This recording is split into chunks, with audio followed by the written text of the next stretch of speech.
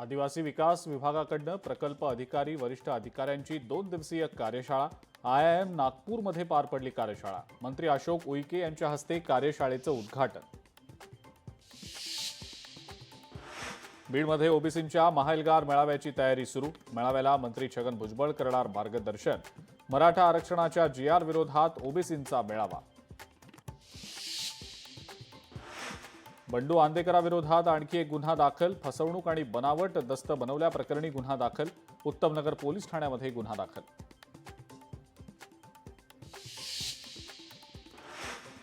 वसई विरारचे माजी पालिका आयुक्त अनिल कुमार पवार यांना मोठा दिलासा। 13 ऑगस्टला झालेली अटक बेकायदेशीर। अटक अधिकाऱ्यांकडे पुरेसे मटेरियल नसल्याचा हायकोर्टाचा निर्वाळा।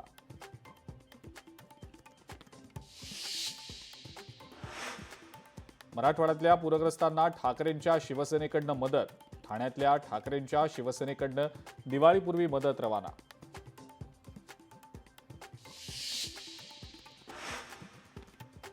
भिवंडीमध्ये एमडी धाब्याच्या अनधिकृत बांधकामावर कारवाईचे आदेश। कारवाईच्या आदेशाला पालिकेकडून दिरंगाई। वंचित बहुजन आघाडीचं पालिका कार्यालयासमोर आंदोलन।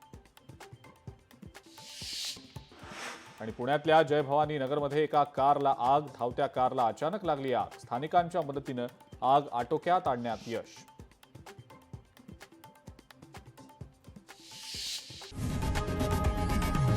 लोकशाही मराठी ऐका, पहा, जागरूक रहा।